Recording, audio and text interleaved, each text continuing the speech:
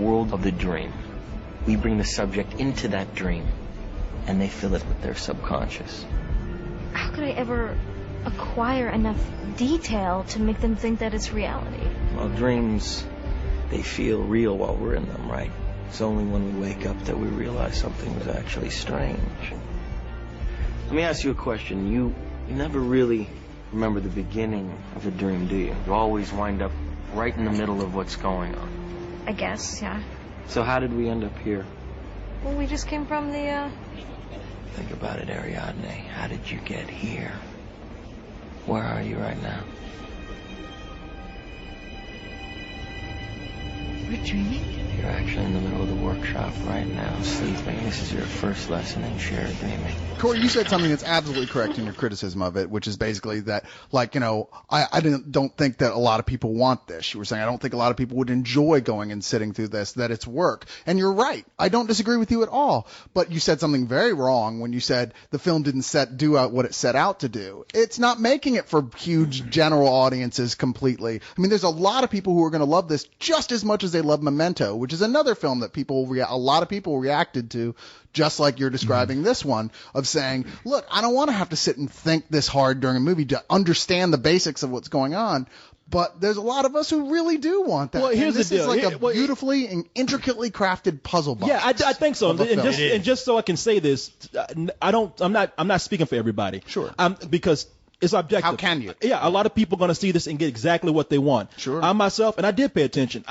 I just found what happened near the end. Actually, I really found kind of silly. And I think that, yeah, for me, where some people will want to try to figure this out, to me, even when it's all put together, it's not going to completely make sense. Yeah, if I could jump in here and just say that, like, look, it's not for me, but I don't begrudge that you guys like it. It's not one of those movies where I don't like it and I go like, you're stupid for liking that. I get it. But for me, it was way too long. Like, I love Memento. I like doing the work for that hour and a half. But at this almost 3 hours of people talking about dreaming, I'm like, wow, going to sleep right now sounds like a good idea. And that's a lot. There's a lot of that. But Corey, you brought up a good thing to where it's such a labyrinth of this point to where there's points in the middle or toward the end where I kind of got lost, you know, just emotionally on what was the goal we were searching for in the first place. And honestly, if I was to retitle this movie, it would be called Exposition, because it didn't just explain everything in the beginning. They were constantly explaining and stopping to explain. For like the first hour and a half of the movie, it stopped and explained. It was like a movie that was like, it was so afraid of having a plot hole that it just stopped to explain everything. So you couldn't go like, I would say that differently though than you. I mean, you're not wrong. There is constant exposition because it is that complicated. But I would say it wasn't that they were afraid of having a plot hole. It's that they wanted to make a tight film, other way of saying it, which is exactly what they got. And I give them complete credit, because I'm really getting tired of a lot of these movies that get so lazy because they have these high concept ideas that they don't want to wear out the audience by explaining it, to where when you're watching the movie, there's points where logic doesn't work. And you're left wondering, okay, now here's several plot holes that I just don't understand. If they were to take the time to explain that to me, and I thought with this film, they definitely did that. And I did it, and I thought they did it to where it fascinated me, and I'm no genius. And I understood it. But for me, I was worn down by the explanation. I'm willing to let some things go and go like, okay, maybe this is how it works, and I'm a ride with it. But it was spent so much time with explanation that I got like a really cool fight scene, but I didn't get the character development that I needed from the other characters. I mean, I got to know Leonardo DiCaprio, what he was about, but with Ellen Page and Joseph Gordon-Levitt, I'm like, I don't really know what their story is prior to just where it centers around this. And that's the one criticism that I will at least partially agree with you on. And the reason why, quite frankly, this is not going to be better than Sex for me is because it doesn't have quite the emotional impact that it wants to have. I mean, I was marveling at this film all the way through, but it was in a kind of a studied way. It was like, I am getting such pleasure out of watching this thing come together because it's gorgeous and intricate, but I'm not really feeling much for the actual characters outside of the purpose that they serve as pieces of this puzzle. Now, see, Cyrus, we have a point. On this. Now that's where I kind of disagree. I understand exactly what you're saying because, yeah, they don't give you enough background as far as Joseph Gordon-Levitt's character or even Ellen Page, so much besides that she's the architecture of this world she's creating to fool this guy. Knowing that, though, I still cared about them. Joseph Gordon-Levitt, I mean, Corey, you were fascinated by him. And you know what the thing is? You saying that's telling me, regardless of what lack of really character he was given, you're rooting for the guy. I mean, there's an amazing, probably one of the most amazing fight scenes I've seen in the longest time that really made me go, holy shit, wow, like really took me out of my seat. I think along with the rest of the audience in that theater watching the scene where Joseph Gordon-Levitt is fighting in this this hallway without giving anything away. In this hallway. But it's an amazing, amazing fight scene. And I was like, what? It really blew me. It's the highest concept action sequence. Well, a lot of people are going to look at it and say that, well, wow, I've never seen anything like that before. I even think Christopher Nolan's been like, I've never seen anything like that before. But I'm saying it's still great. They brought something that they've done in the past to great effect here. Anybody who's ever seen Royal Wedding with Fred Astaire, where he's dancing on the ceiling? Yes. But it's different because of the way that this is explained. I'm not complaining. No. And also, hey, look, but I'll tell you what they did rip off. They ripped off Lionel Richie. What? Dancing on the ceiling. Yeah, in once fact, again. I saw Lionel Richie in the background floating around in that fight scene. He was fighting his wife. that white wife he had. Yeah, so they want to beat his ass with karate. Yeah, she's still whooping his ass in some people's dreams. I think it was used to great effect. That's one thing I can say. Leon's like, the movie felt like it went on all night long.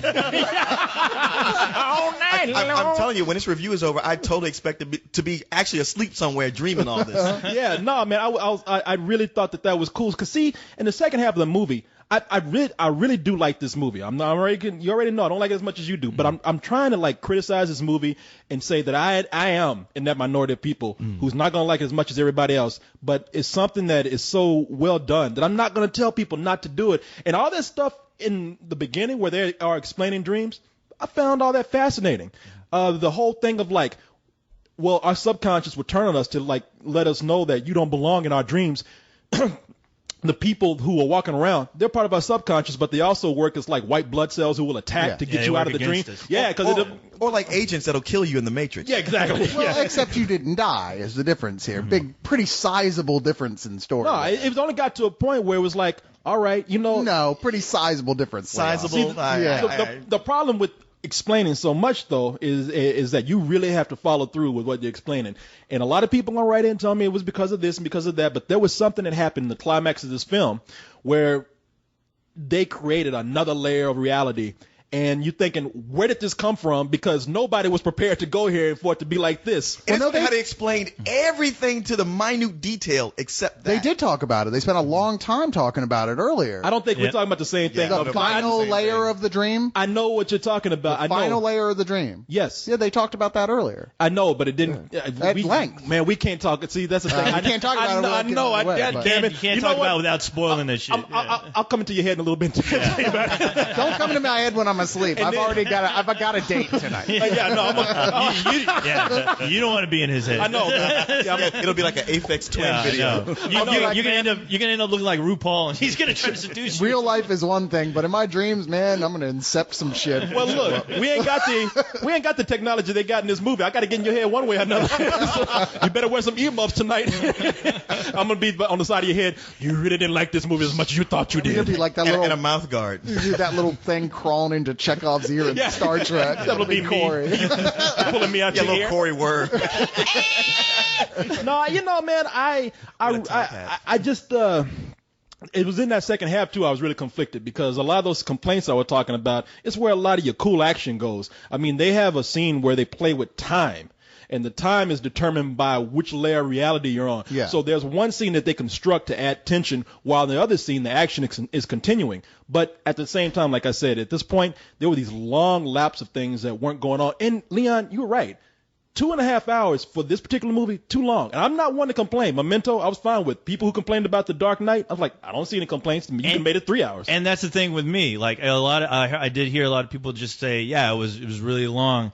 And honestly, it made me think about people who complained about The Dark Knight, where I didn't want The Dark Knight to end. Honestly, with this movie, I could have stayed there for another hour. And see, I feel the same being way. fascinated. And by see, it. I felt those minutes when they said, hey, dreams are extended by like, an hour for every minute here. I'm like, man, y'all into that? Yeah, I'm in that mode now watching this. Well, see, and I was like, I'm It's a ready. 3-hour movie there, but in dreams it's only 15 minutes. yeah, I'll take the dream version of this. It's funny you say you loved the beginning or the first half and didn't like the second half.